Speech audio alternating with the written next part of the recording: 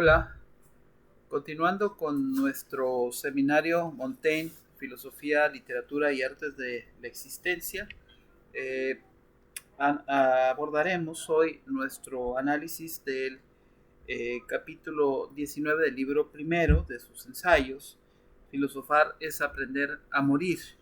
Como nosotros sabemos, el tema de la muerte siempre está muy presente en Montaigne en cuanto pues es propio de la condición humana, propio de la conciencia de la finitud en la que nos instalamos. Y es en ese sentido que Montaigne hace una alusión continua a lo largo, diría yo, de todos los ensayos de este tema que debe ser abordado desde una perspectiva propiamente del juicio, de la razón, de aceptación de la condición humana. Como vamos a ver más adelante, Montaigne hace gala de sus recursos del conocimiento de la cultura latina y cita continuamente a Cicerón, a Virgilio, entre otros, en la argumentación que desarrolla en este capítulo en particular. Antes de analizar algunos de los conceptos que se encuentran ahí, me gustaría leer una parte, casi todo el capítulo, de hecho, de lo que podría ser una reconstrucción de este escenario de la muerte de Montaigne. Montaigne que siempre eh, eh, pensó en esta condición transitoria de lo humano, pero que sin embargo siempre alentó el deseo de la vida juiciosa, de la vida orientada hacia la consecución del goce, del placer de la existencia. Este Montaigne, pues, que en la novela que voy a comentar, La muerte de Montaigne, de Jorge Edwards, tuvo en sus últimas horas que sufrir con paciencia estoica los dolores que le aquejaban de un tumor en la lengua, que se sumaba a los otros problemas de salud que había tenido en sus últimos años. Entonces, en esta novela que he señalado de Jorge Edwards, La muerte de Montaigne, Edwards hace una especie de reconstrucción literaria de lo que pudo ser, del escenario que se pudo encontrar en estas horas finales, en los probables asistentes a estas últimas horas, en la actitud del propio Montaigne y en las condiciones pues en las que pasaría a la inmortalidad, asumiendo, quizás dice Edwards, de manera curiosa, como todo lo que eh, pensó y reflexionó durante su vida, qué significaría este último trance. Pues leo entonces esta parte y la comento después. No sabemos cómo serían las vestimentas, las expresiones serias, compungidas, los movimientos, los gestos de las personas que subían a su habitación. Sus parientes Beauregard, sus sobrinos y sobrinos nietos, los de la Tour, los Matriculó, tantos otros. El marqués de Trans, después de sus ataques de extravagancia, de malas pulgas, en la culminación de su ánimo tempestativo, había muerto, pero es probable que asistieran a la misa uno o más representantes de su casa. Michel de Montaigne, todavía lúcido, pero víctima del tumor ardiente que le había salido debajo de la lengua y que se hinchaba por minutos, que le provocaba fiebre alta, en un estado de espíritu parecido al delirio, contemplaba las caras conocidas que desfilaban y las acogía con una inclinación de cabeza, con una mueca, con un estremecimiento convulsivo de la espalda, con una agitación vaga de los dedos. Adelante, regocijaos e hipócritas amigos, parecía decir, como diría pocos años más tarde un casi contemporáneo y tocayo suyo, Miguel de Cervantes, que yo me voy muriendo, y ustedes en cambio están condenados a seguir trotando y sufriendo y sudando la gota gorda. Después, cuando ya la sala del segundo piso de la torre estaba enteramente llena, y algunos habían tenido que subir para escuchar la misa desde las escaleras o desde el estudio del tercero, llegó el cura de la parroquia de San Michel de Montaigne, vestido con sus mejores galas, portador de una alta cruz de plata y dos monaguillos que le sujetaban los paramentos, y otro que le llevaba un cáliz tapado, y un cuarto que portaba campanillas, vinajeras, paños de encaje y otros accesorios.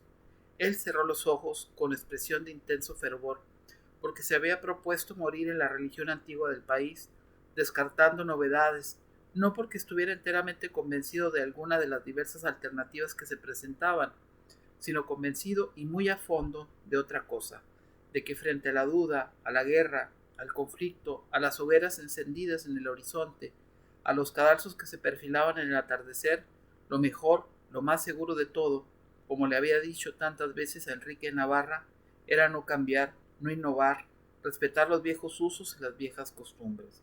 Rezó, pues, en su amada lengua latina, de manos juntas, mientras la fiebre lo devoraba, y cuando llegó el momento de la consagración trató de incorporarse, con el corazón acelerado, con una molesta sensación de asfixia.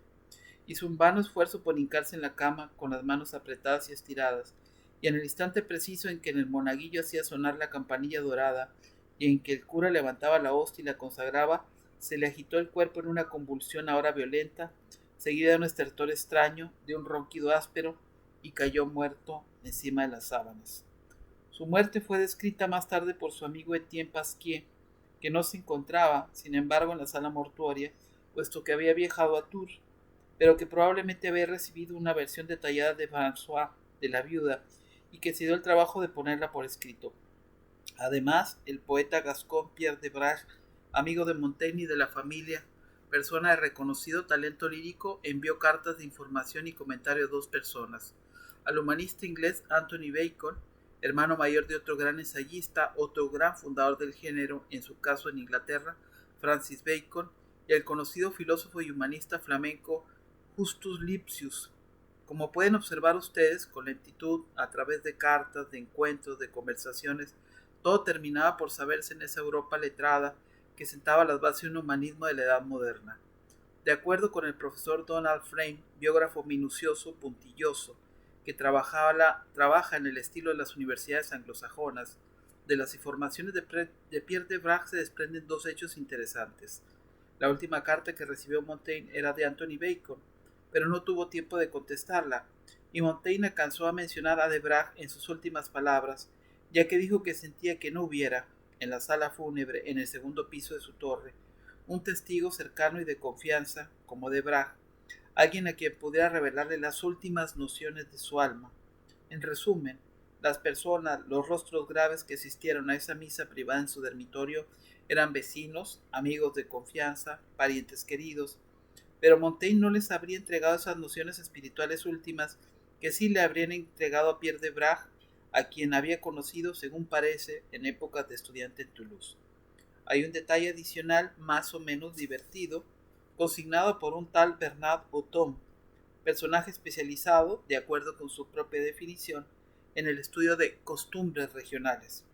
Es un detalle que revela generosidad, preocupación por la gente humilde y sentido agudo, desencantado de la realidad, de las reacciones auténticas de los seres humanos. Pocos días antes de su muerte, Montaigne, que había hecho testamento hacía un rato y que se sentía muy próximo a morir, se levantó de su cama en camisón de dormir, se puso una bata y un gorro de lana, subió con dificultad, armado de un pesado llavero, a abrir el estudio del tercer piso de la torre, e hizo llamar a sus sirvientes y a otros allegados. Una vez que llegaron todos, distribuyó cada uno, con el mayor cuidado, sus legados en dinero, porque anticipaba que sus herederos legítimos no repartirían esas asignaciones con el mismo rigor y prontitud, si es que las repartían. El profesor Frame agrega otro detalle.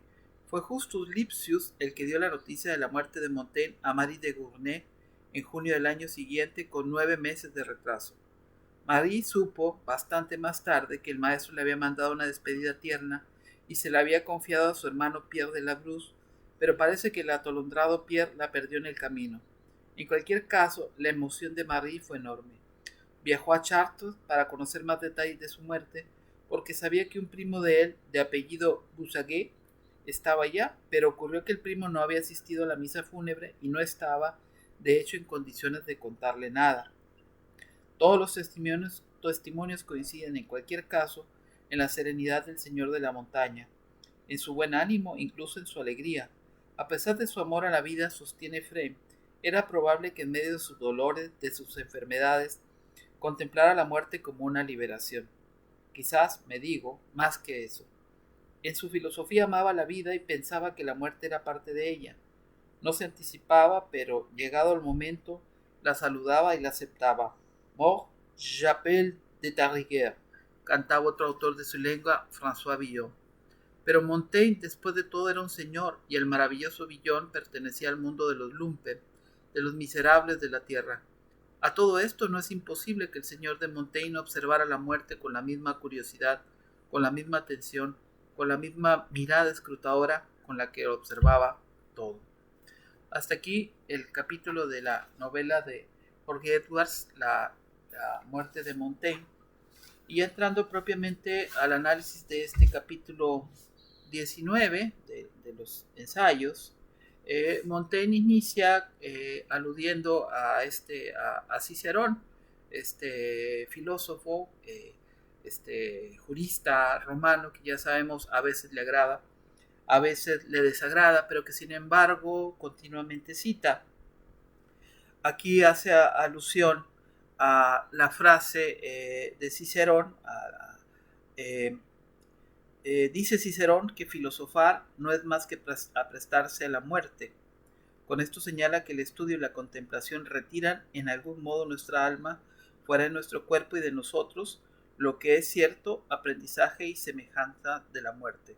O también que toda la sabiduría y discurso del mundo se resuelven en enseñarnos a no temer morir. Esta alusión pues a esta especie de pedagogía, más que de pedagogía de la muerte, esta conciencia de la muerte y este aprendizaje que quizás justamente para valorar lo que es la vida hay que entender su contrapartida, es decir, lo que es la muerte. Hay que entender también que Montaigne es un filósofo que valora el placer, que valora el gozo, que valora el mundo de la voluptuosidad. Lo que nos ofrece finalmente el mundo es esta posible experiencia de la voluptuosidad, pero aún en que, aunque existe esta voluptuosidad, Montaigne siguiendo pues esta moral de los principios estoicos siempre piensa que esta voluptuosidad debe fundarse en algún modo, sin negarse a lo que el cuerpo llama, en el cultivo de esa virtud, ¿no? Dígase lo que se quiera, dice, es obvio que incluso en la virtud el fin postrero de nuestras miras es la voluptuosidad. Y luego se burla un poco de algunos moralismos, ¿no? Me satisface refregar por los oídos a los filósofos esa palabra que les desagrada tanto y que significa un supremo placer y excesivo contento. Se debe mucho más a la asistencia de la virtud que a cualquier otro. Tal voluptuosidad, cuanto es más gallarda, nerviosa, robusta y viril, no es sino más seriamente voluptuosa y debiéramos darle el nombre de mero placer. Esa voluptuosidad inferior, si merece tan bello nombre, debe ser en concurrencia, o sea, inferior, esta voluptuosidad que se basa en este goce de sí, si merece tan bello nombre, debe ser en concurrencia, no por privilegio. Yo le encuentro, en efecto, menos libres de incomodidades y contratiempos que la virtud. Indigno es, dice, de virtud quien contrapesa su coste y su fruto, y no conoce su gusto ni gracias. Los que dicen que la busca de la virtud es escabrosa y laboriosa, y su goce agradable, ¿qué nos dicen sino que es siempre desagradable? Porque ¿qué medio humano llega nunca a gozar de la virtud sin poseerla? Pero los tales se engañan, puesto que nos consta que la simple búsqueda de cuantos placeres conocemos es de por sí agradable. La persecución de una cosa participa de la calidad de la cosa perseguida. Ahora bien, para tomar el tema de la muerte, ¿cómo se relaciona esta idea de la virtud, del goce también y la idea de la muerte? ¿Qué relación hay entre estos tres conceptos? Entre este desarrollo de esta virtud que suponemos es una virtud intelectual que nos anima a asumir lo que significa este goce, esta posibilidad del goce, del disfrute también, pero del goce, digamos, en la dimensión intelectual y estética, más que del goce en la mera y simple y llana dimensión física. Uno de los principales beneficios de la virtud es el desprecio de la muerte, lo que llena nuestra vida de una dulce tranquilidad y nos da ese gusto más puro y amable sin el que cualquier otra voluptuosidad no existe. Es decir, esta conciencia aguda, digamos, esta concepción por la cual la muerte es simplemente un acontecimiento y esta conciencia permite contrastar pues frente a ese destino finito que tenemos justamente lo que representa todo este valor de la vida. Por eso todas las reglas convienen y concuerdan en ese punto. De común opinión nos llevan todas también a desdeñar el dolor, la pobreza y otros accidentes a que está sujeta la vida humana. Mas esto es incierto y lo es porque tales accidentes no son imprescindibles, puesto que la mayoría de los hombres pasan la vida sin conocer la pobreza e incluso sin sentimiento de dolor o enfermedad. En todo caso, ¿sí? Si nos llega a ocurrir, dice, siempre con la muerte podemos poner término cuando nos plazca a tantos sinsabores. En cambio, la muerte es inevitable. Y aquí que propone, si la muerte nos espanta, constituye un continuo motivo de inaliviable tormento. Ignoramos de dónde puede venir y volvemos sin cesar la cabeza a todos lados, como en comarca sospechosa. A menudo nuestros tribunales envían a los criminales a ser ajusticiados a los lugares donde cometieron su crimen. Podrán por el camino pasar ante hermosas casas y podrán ser muy bien agasajados, pero los más dulces manjares no despertarán su gusto, ni los cantos de las aves, ni el son de la cítara podrán devolverle el sueño, dice Horacio en las Odas. En esta pedagogía y asimilación de la muerte que hemos dicho, alcanza su tono virtuoso en el sentido que al asumirla, al entenderla, podemos con más intensidad quizás establecer el valor del goce de la existencia, señala Montaigne. El fin de nuestra carrera es la muerte, término necesario de nuestras miras, y si nos aterra, ¿cómo adelantar un paso sin sentirnos febriles? El remedio del vulgo es no pensar en ella, mas qué brutal estupidez puede producir tal ceguera. Habrá que atar al asno por la cola. Y aquí, más adelante, me parece que Montaigne, que siempre habla de sí mismo, Montaigne que siempre refiere esta nota biográfica, lo deja bastante claro. Por mi parte, dice, nací entre las 11 y las 12 de la mañana del último día de febrero de 1533. Hace 15 días justos que cumplí los 39 años, y deberé vivir, a mi entender, al menos otros tantos. Pero sería locura no pensar en el fin de mi vida, porque lo juzgue lejano. Lo mismo mueren los jóvenes que los viejos. Nadie sale de la vida de otro modo que como entró en ella, y no hay hombre, así sea tan decrépito como Matusalén, que no crea tener otros 20 años en el cuerpo. Por ende, oh pobre loco que tú eres, hombre, ¿quién ha establecido los términos de tu vida?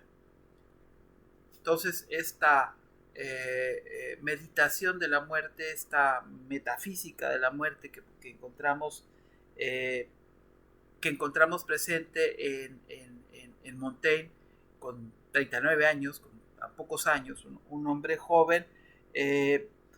Se basa mucho en estos ejemplos que él toma, en esta presencia continua de la experiencia de la muerte.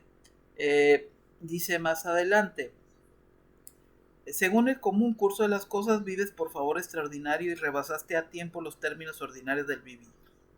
Mira cómo entre tus conocidos más han muerto antes de esta edad que los que la han rebasado. Fíjate en los que se afamaron en su vida y apostaré que los más murieron antes de los 35 años.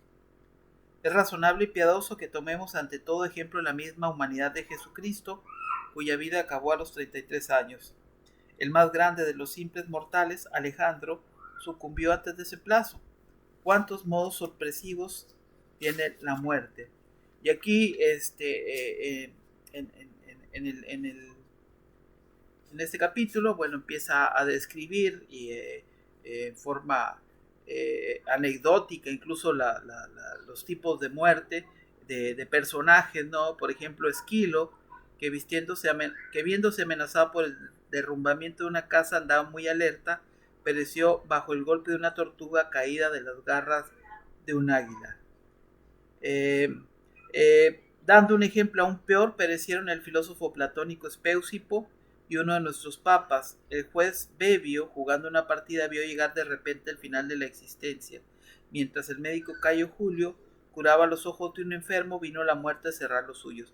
Y si he de entrar en esto, he aquí que mi hermano, el capitán S. Martín, que había dado ya buenas pruebas de su valor a los 23 años, recibió, jugando a la pelota, un golpe encima del oído derecho, sin contusión ni herida aparente. No descansó ni se sentó siquiera, pero a las 5 o 6 horas murió de una apoplejía causada por aquel golpe.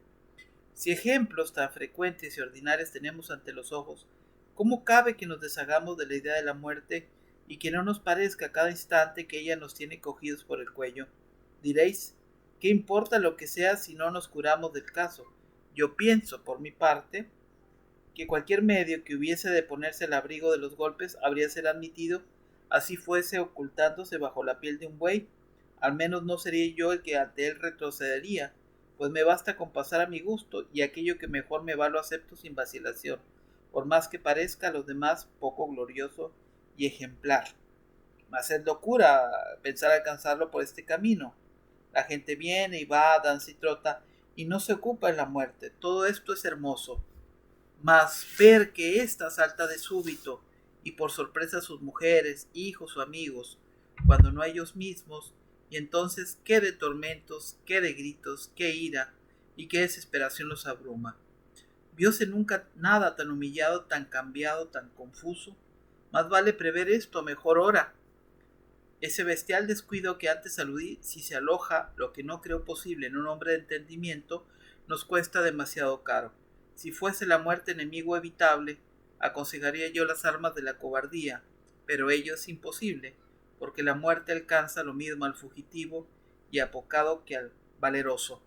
Por tanto, y de alguna manera, como una conclusión que podemos colegir de todo este capítulo, donde reitera la idea de la preparación para la muerte, de la meditación para la muerte, de la meditación por la muerte como también uno de los modos de valoración de la vida, y de que esta vida virtuosa es justamente, o esta preparación de la vida virtuosa es preparación pues para la muerte inevitable, señala Montaigne. Por tanto, recibamos y combatamos a la muerte a pie firme, y, por comenzar, quitándole su mayor ventaja entre nosotros.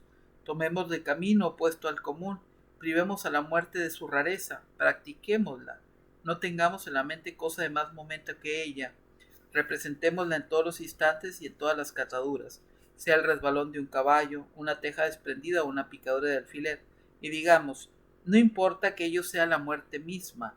Fortalezcámonos, pues, y esforcémonos. Entre las fiestas y alegrías, recordemos esa nuestra condición y no nos dejemos llevar tanto por el placer que cesemos de pensar que muchas suertes, esa nuestra alegría desemboca en la muerte que de cerca la amenaza. Pues estos principios pues, de aceptación de la muerte son principios donde coinciden el estoicismo y el cristianismo. El cristianismo eh, eh, como un elemento que se encuentra presente en la base doctrinal de, de, la, de este credo, con la promesa, por supuesto, de la resurrección. Pero aquí creo que lo que puntualiza es en este entrenamiento continuo a lo largo de la vida, independientemente del lugar y del contexto, independientemente de que nos encontremos en medio de todas las alegrías, en ese pequeño momento en que quizás apartados de la vista de los demás, recordemos justamente esta fragilidad constituyente de nosotros mismos. Meditar en la muerte por adelantado es meditar por adelantado en la libertad, y quien aprende a morir ha desaprendido a servir. No hay mal alguno en la vida para quien entiende que la privación de la vida no es un mal. El saber morir nos libra de toda sujeción y restricción, como señalan pues estos principios estoicos con claridad. La muerte es, al final de cuentas, el término de cualquier sufrimiento, de cualquier aflicción, y la muerte es un pequeño breve instante de tiempo en la eternidad. Yo no soy melancólico, mas sí soñador, y siempre el meditar sobre la muerte me ha parecido la ocupación más entretenida, incluso en la época más licenciosa de mi vida. Conviene pues, si hemos de morir, ¿qué es lo que hay que hacer? ¿En qué tipo de empresas nos debemos nos debemos comprometer? Montaigne dice que independientemente de la conciencia que tenemos de la muerte, no nos planteemos tampoco tareas abismales, proyectos de tan larga duración que no los vayamos a acabar. Y en todo caso, si la muerte nos sorprende, que nos sorprenda, dice él, plantando mis coles sin temerla, y si algo queda pendiente, tampoco preocuparse. No me preocupa, dice, dejar mi jardín imperfecto. Si yo escribiera un libro, dice más adelante, ordenaría con diferentes comentarios las distintas maneras que hay de morir. Quien enseña a los hombres a morir, les enseñará también a vivir. En la última parte, no creo que quien cayese de pronto en la vejez pudiera soportar tal cambio, pero ella, la vejez, nos lleva por una pendiente suave e insensible, y poco a poco y grado a grado condúcenos a esa miserable condición sin que sintamos sacudida alguna. Cuando la juventud muere en nosotros, muerte en verdad más dura que la muerte completa de una vida languideciente, y no igual a la muerte de la vejez, porque no es tan grave el salto el del malestar al no ser, como el salto de ser persona florida al ser persona dolorida y achacosa. Aquí habla pues de la vejez, que es el camino pues del inicio, del fin de la existencia, y este inicio, esta vejez a veces pues es penosa, es dolorosa, es llena de enfermedad. Por tanto siempre la muerte será, como ha sostenido Montaigne, un alivio, el cese del dolor. Nuestra religión, dice más adelante, no tiene más seguro fundamento humano que el desprecio a la vida. No solo el discurso de la razón nos lleva a ello, sino que estando amenazados de tantas formas de muerte, hay más mal en temerla todas que en sufrir una. Dijeron a Sócrates: los 30 tiranos te han condenado a muerte, y él repuso: y a ellos la naturaleza. Necio es apenarnos en el trance del paso la extinción de toda pena. Así como el nacimiento hace nacer para nosotros todas las cosas, así las matará para nosotros toda nuestra muerte. de alguna manera, pues, si nuestra muerte es inevitable, si nuestra muerte es parte de la arquitectura del orden del universo, como plantean los estoicos, ¿no? Si es una pieza de ese universo que inexorable marcha a lo que tiene que ser, pues la vida humana en tanto proyecto y en tanto conciencia de la muerte es una construcción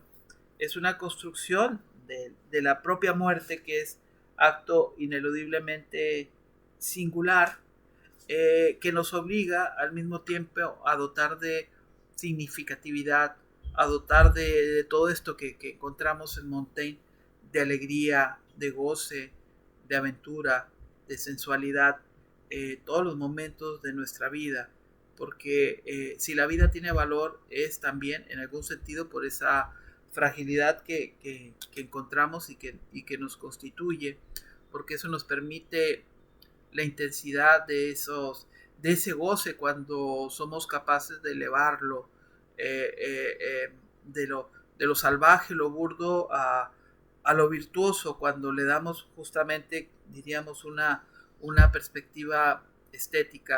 La meditación de la muerte también es por otra parte, ineludible, porque la muerte nos encuentra en cada rincón.